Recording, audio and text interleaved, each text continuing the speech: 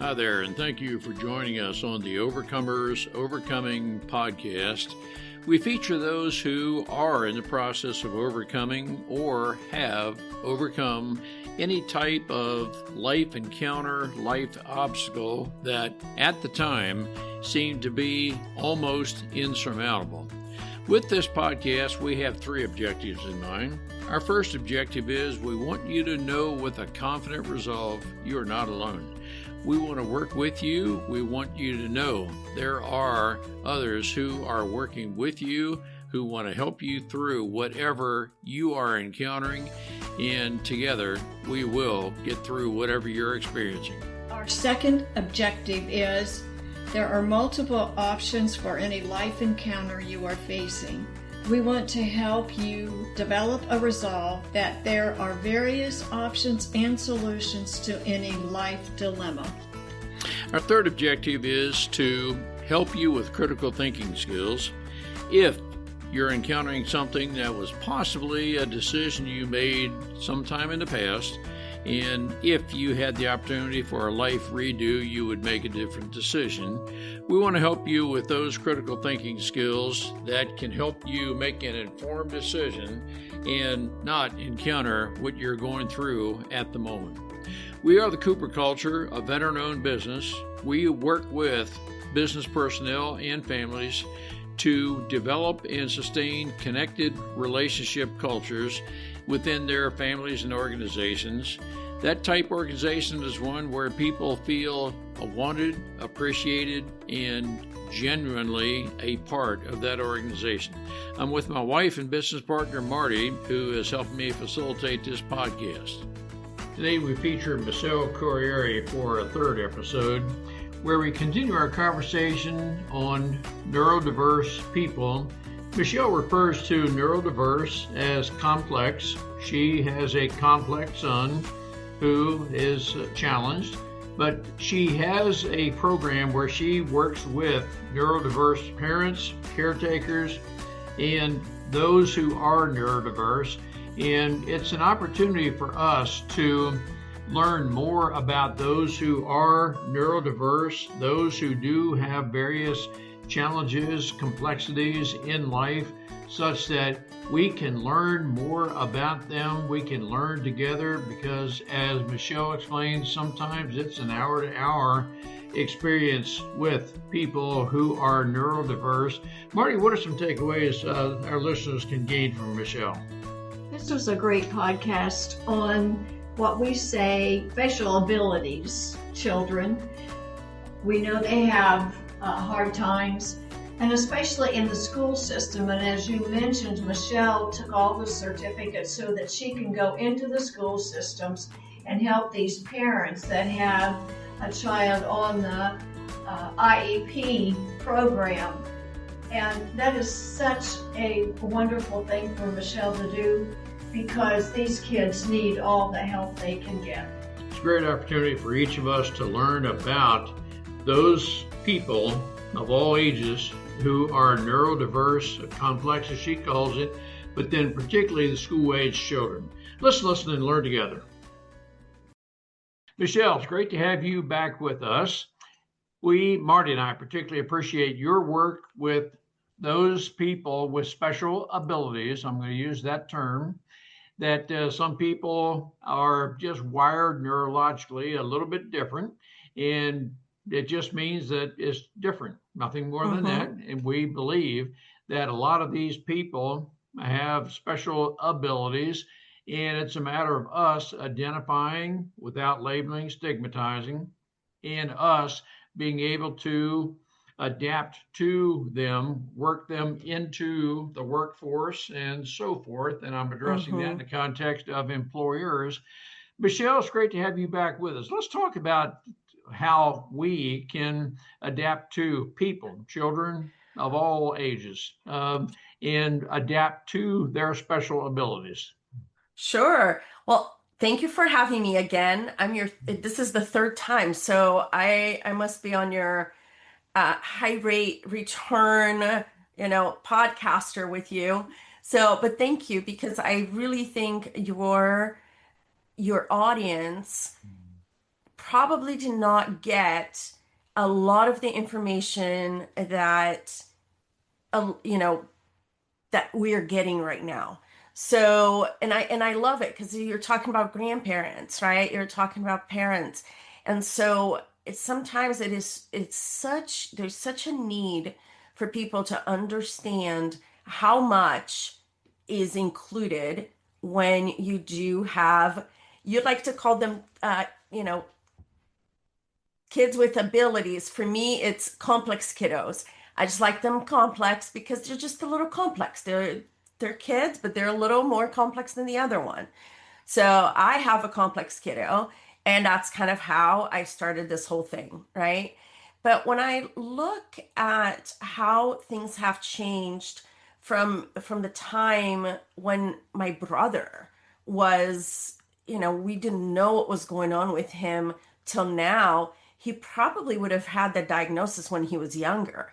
But because back then the diagnosis didn't quite quote unquote exist, and it was so rare for psychiatrists and psychologists to actually give that diagnosis, that they kind of got lost in the system, right? They either wouldn't go to school because they had neurological or whatever you want to call disabilities, or they would go and they just struggled in the schools, right? And so there's a big change from where we were many years ago to where we are now. My brother is like 47 now. And so, he just recently got the diagnosis of autism, but on being on the spectrum. But it was because back then they just didn't, that wasn't a diagnosis used, right? Yes, and Michelle, we just so your listeners know, we have a 19-year-old granddaughter who is high spectrum and Mm-hmm. was neurologically tested maybe 13, 14 years ago as of this recording. But as we are learning more, I think it's fair to say that the books are being rewritten, so to speak, as we understand the neurotransmissicities, so to speak, of different people and so forth. And so, yes, there's some complexities that we're learning about. The way that seems to be manifested is, well, you don't process information quite the same way I do. Socially, you might not be as sociable as some people. It's not to say you're not sociable. It's just you're, in some cases, social battery runs out, kind of thing.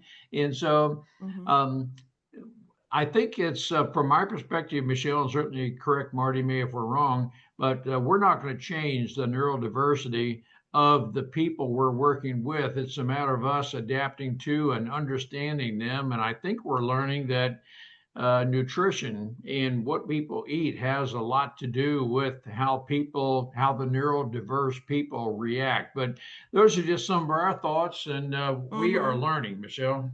Yeah, we're learning. It looks Yeah, like Marty wants to say something. yeah. I want to say at the beginning, you mentioned that you're working more with the IEP Mm-hmm. people, and there are some schools and teachers that just don't want to deal with that. Mm-hmm. So the child is at a loss within the school system. Ron and Marty, right now, there's such a struggle, and this is countrywide with shortages of special education teachers. It is a problem, and honestly, it's I there are so many teachers just quitting because there's not enough support from the school districts to give them the support so they can be a special education teacher, and they're burning out. Like they just don't know, how to do their job without that support. There's so many layers that comes into teaching special education, complex kiddos, parents being part of the IEP committee, right? And so there's so much there that can be discussed. And so One of the things that I really see a lot is the lack of resources for special education. And you were talking about teachers that don't want to deal with the kids, the complex kiddos. So there is a law that's called child find. And that law was, it's part of IDEA. And this law was written back in 1975. It's a little like a year older than me. And so in that law, child find states that the schools and they should be looking for kids who have learning disabilities or they're complex somehow. And so this law came about and they have to look for these kiddos. So when you're looking at the general education population, right? When they're like 5 or 6 and they enter the school district, the teachers should be looking for those kiddos who need that extra support. I will tell you that the majority of them don't even know like what to do with them, right? It is kind of what you were saying. It's like, okay, let's put them in the corner and just let them do their thing while I'm teaching the other 35 that are in my class, right? So there's a lot of that still happening today. But this law states that they need to be found. And so and they need to be tested and assessed for those disabilities. Okay. So what I've noticed is that some parents are coming in a little bit sooner when they feel like their kiddos are having some certain issues in the classroom.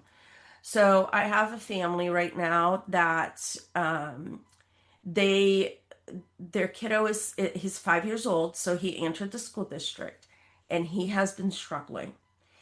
And they came to me as an advocate because now I got all my certifications. I'm a special education advocate, and it's been really fun actually doing this because I can see how big of a change I can make in the kiddos' lives. But he came to me, the parents, they were so proactive. He's 5, so he just started, and they're seeing issues. He can't concentrate, he's, distracting the whole classroom. And so they were saying, you know what? This is triggering child find.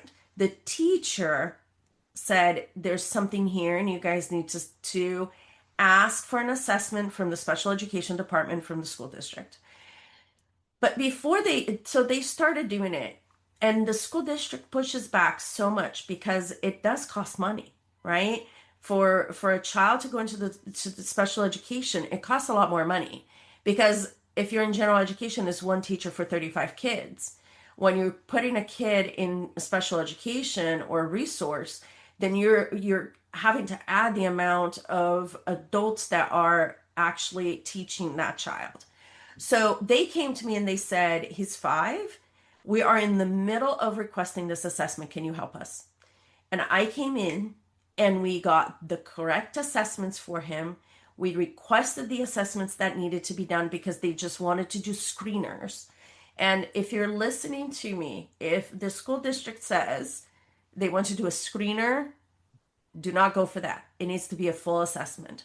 So we started the full assessment, and now he's placed in a much better classroom with a teacher who understands who he is and why he's doing what he's doing.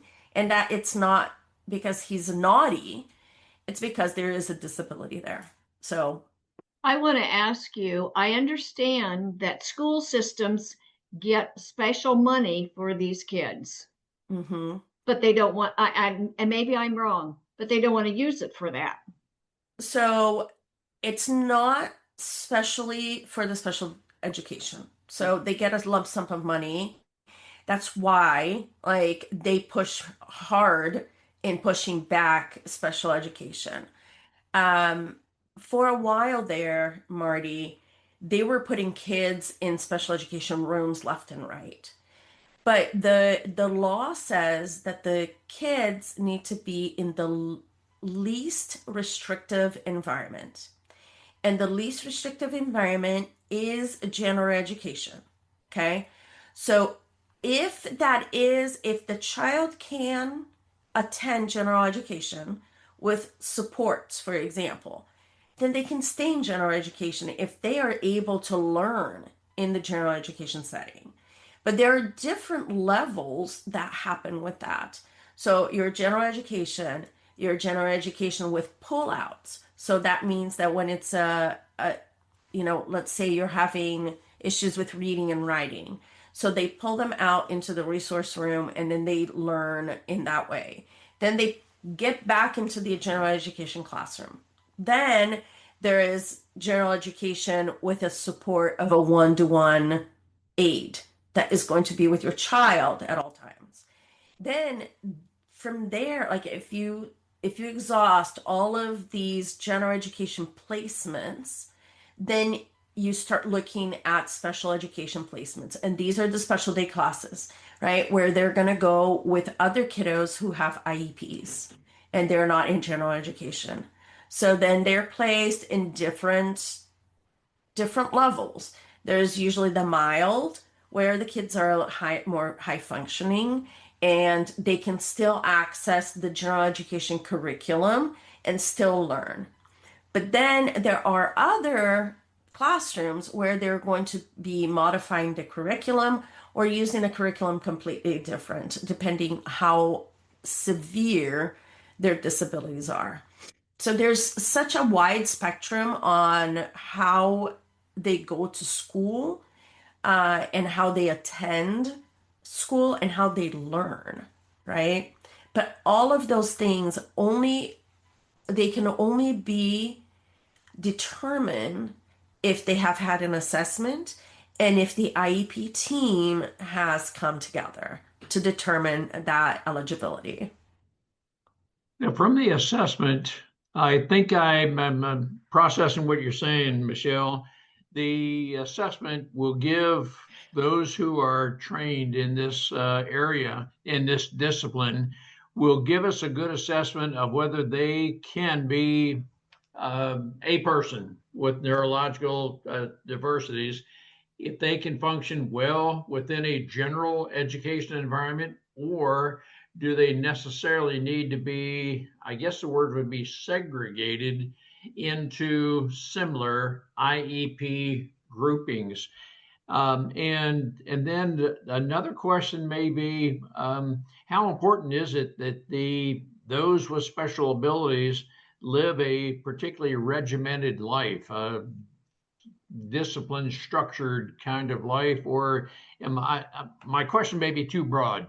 So I'm not sure where we are on this. There's a lot there. So let's start with understanding. So children's, complex kiddos, some of them are very rigid. They have the way that they like to do things. I think that the earlier you get to the kids, the early intervention really helps with this. But some of them are severe enough that you're going to have that rigidity, is what we call it in this world. So when they have that, that's okay. We need to find a way within that rigidity how we're going to teach that child. So that's when the assessments come in. So usually the assessments are going to be psychoeducational, sociological, math, reading, writing, occupational therapy, speech therapy, and to include pragmatics. So there's a whole range of assessments that they do.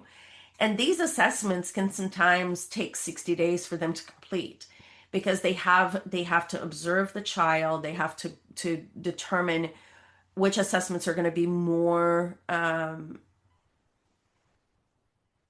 applicable for that child. So that is one part. So no matter what the disability is, the school district has by law, they have to find a way to teach that child. Okay. So it could be that in one classroom, the child is learning how to use the restroom by themselves, more living, daily living activities. But on the other spectrum, there might be a child who has ADHD and can't concentrate, or has is on the mild side of the spectrum. And so there's such a large difference when it comes to that. And that is why they have different, what we call placements. And the placement is not a location, it's where they're going to find and be able to access the curriculum that the school is providing for them to learn. Okay. I think I don't know if I answered your question. I kind of went on a little tangent right there, but did that make sense a little bit? No, it does. And I'm very curious about your life experience. Your kiddo, do they can a neurodiverse person become quote normal? Now, let me rephrase what I'm asking. Some people I know, they've expressed to us, my child is neurodiverse, which equates to quote not normal, however, whatever normal is defined. Therefore, in that context, Michelle, is your kiddo aging out of the assessment from an early on, or what I'm curious from your perspective, do they Mhm. progress beyond? So, Ron, I will tell you this. One of the things that we talk in Thrive, right? And I think we talked about this last time on the show. Um, One of the biggest things when you are a parent of a special needs child, right? Let's use that term just right now, because I think that I don't want people to misunderstand this. When you have a child who has special needs, the progress is going to look different for every single one of them. And the the expectations of a parent or a grandparent or a teacher might have to be adjusted, right? Because it the child is who the child is, right? My son was born with this genetic disorder. It wasn't something that we did. It wasn't something that happened to him. It wasn't because I ate too much Taco Bell and drank Dr. Pepper when I was pregnant with him, right? It wasn't those things. It was when the egg was fertilized, when DNA was forming, that little letter inverted in his DNA. So, when you ask if a child is going to age out of their disability, what I can tell you is that there are some that will. I'm sure that there are some out there that will. Some of them will not. And so it just depends on where they are on that. And I'm not talking the spectrum for autism. I'm talking the spectrum in the special needs, right? A child who is in a wheelchair might not end up walking, right? Depending on what kind of a disability they have. A kiddo who was born without being able to hear or talk, they're not going, they can learn how to do sign language. They can learn how to do these things, but are they going to be quote unquote normal? Probably not. But they are going to, if you give them the tools and if you teach them and if you take them by the hand and you fight for them and you advocate for them, you're going to see those small wins that we talked about in the validation and Thrive, right? And those small wins are what you need to use to be able to get to the next chapter. Now, my son, to answer your question, he's 11 years old. He still has a speech disorder. It's hard to understand him. He can get around and kind of like he can tell you what's going on in school. He's in the past he would come home and I relied on the teacher to send me notes. This is what he did today. He played with so and so because he didn't even have one word in his vocabulary. But then now he's in 6th grade. He's actually in wood shop and he just made like a little box in wood shop, which I was so surprised that his school just brought him back into the school district and they're doing and they have those electives. So it was really fun to see him in wood shop doing these things. But these are the things that is he going to be? I don't know. There is nobody else in the world with the variant that my son has. He's the only one. So I don't know what's going to happen. I don't know what the future holds. I don't know if he's going to, age out of his disability. The takeaway I take from what you just said, Michelle, is that to look for and celebrate small wins, even small wins, small achievements, no matter Mm-hmm. how small they are. Those everybody can process a win. Mm-hmm. And if we look for and celebrate those things, let's say I'm going to equate gratitude and wins in Mm-hmm. this context, that everyone can process gratitude in the way it's meant, if it's meant with Mm-hmm. sincerity.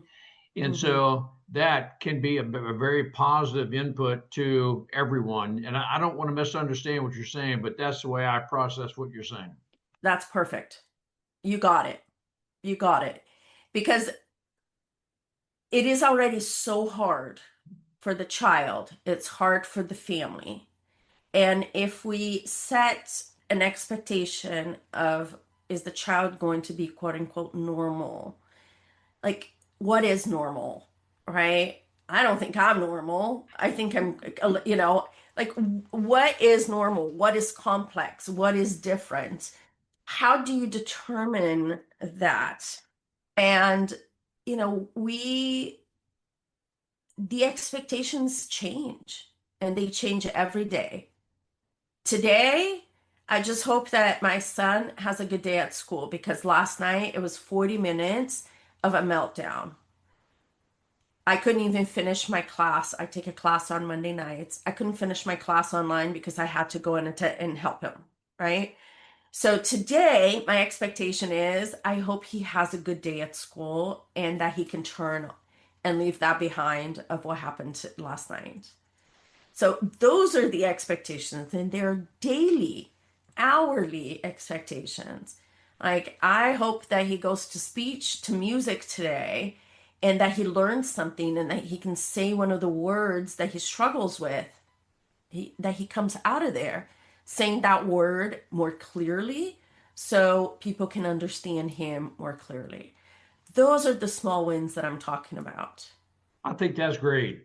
I think also what I'm thinking as I'm listening to you, we might plan our day, half day, week, month ahead. And yeah, for us, we can live by that. But the ones we're working with, Mm-hmm. um, they might change every 30 minutes or so. So what we had planned, even for the rest of the day, we might have to scrap that because this person that would not Yes, adapt well to the person we're working with. I exactly. just want to, Michelle, I just want to explain a situation with our granddaughter. She had she does work one day a week at she's a barista at a coffee shop. Oh, good. So, yes, but she had overextended. I mean, the busy week, a busy weekend. And so we had her, and then we took her home, and our daughter said, Angelina said, I am tired. I just need to rest. And that said to our daughter, she's learning that she can be overextended. She just now has to realize, how do I deal with it? And so that was a win. That was a win. Most certainly. And you touched on something that's very important. I feel like the complex kiddos, they have a harder time understanding feelings and understanding what's happening to them, right? It takes time for them to get to a place where they can say, I'm sad, or they can say, I'm tired, or they can say, I'm happy. I mean, we are still, my son's 11 years old, and we're still working on what are the feelings that you are experiencing. You're angry, you're sad, you're mad, and that was last night, or like, I'm calm, or, though, and it does take time. It takes time for them. And I will tell you, you know, hopefully, the children who are in the school, they have a strong enough IEP, which is the individualized educational plan. They have that dialed down, that they are being pushed on their level, and they should be tired by the time they get home. Like, this is one of the things that really pulled me into this advocacy work, is that the school districts, they give the children basic. And unless you are a parent that knows what they can receive or can't receive, unless you are a parent that is going and really researching and doing all those things, your child is going to have the basic all through their school years, right? They're not going to be pushed. So that is when a person like me, an advocate, comes in and helps the parents. How do we get the best IEP for this kid, where he's going to be pushed to the limit that he can, where he's going to learn in the way that he learns? And how do we get the school to give him or her that level of education, level of support, right? So I will tell you, there are so many kiddos that they just get left behind. They do. Because there are so many ways that the school can help. But as a parent, you don't know what you don't know. Right. Well, it's good that you are who you are and you're trying to help. Thank you. I want to take a very brief moment to tell you about myself, the Cooper Culture, a certified veteran-owned small business. I am a retired lieutenant colonel serving the Air Force for 22 years as an F-4 pilot, commander. I have 300 combat missions. I specialize in executive leadership training, team building, and workplace culture, where we help businesses to develop a culture of loyalty, trust, and by developing personality traits and personal strengths, we can help identify those traits that support the company's objectives. We do this through half-day and all-day training shops. I'm also a public speaker, where I welcome the opportunity to speak with your group to help you develop your team to the point where people are loyal and they know exactly how they fit in the organization and contribute to your strategic objectives. Through that, you will have a very profitable company and a psychologically safe space where people know they can freely discuss everything about the company themselves, and We are always working together to progress. Contact me at ron@thecooperculture.com.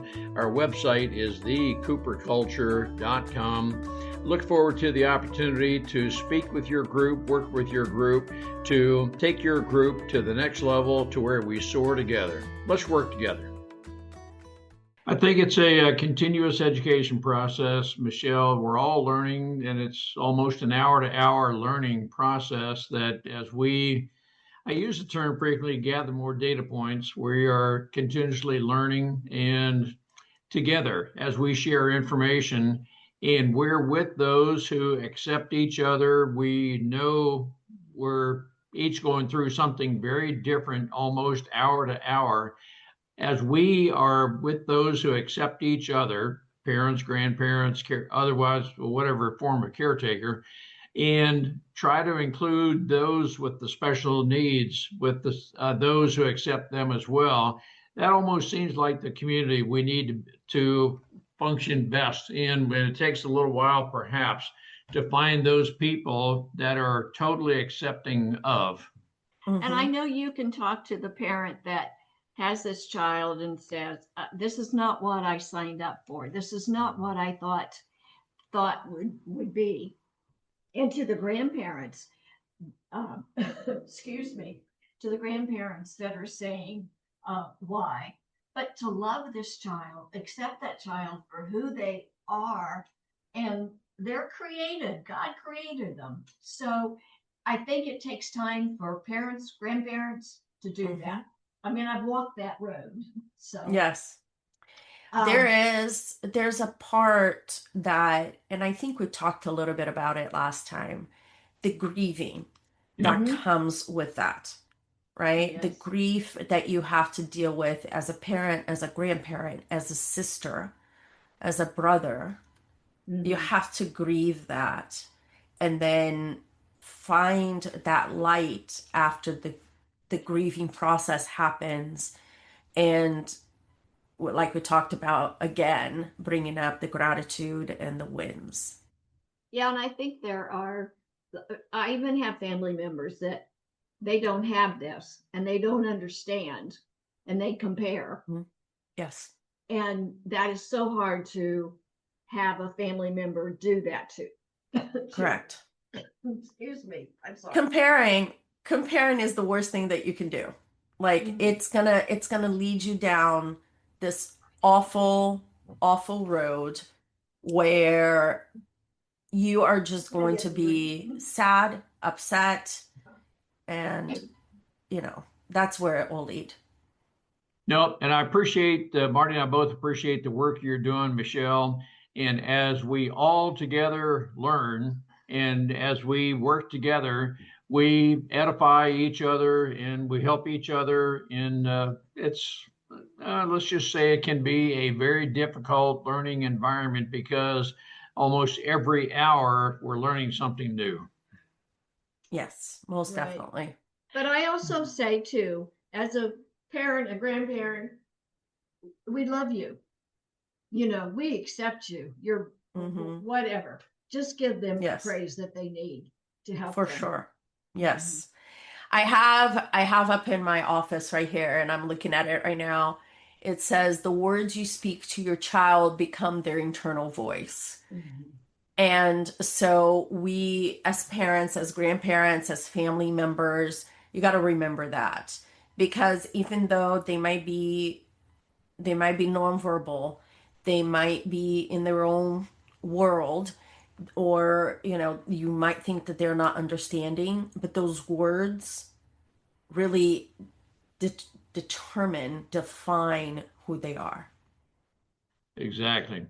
Michelle, again, we appreciate everything you're doing. Let's continue our dialogue, our learning together, so that we can tell others, and together we will learn together. We will help others through what may otherwise seem to be a difficult situation, but God created every person to have a very positive meaning.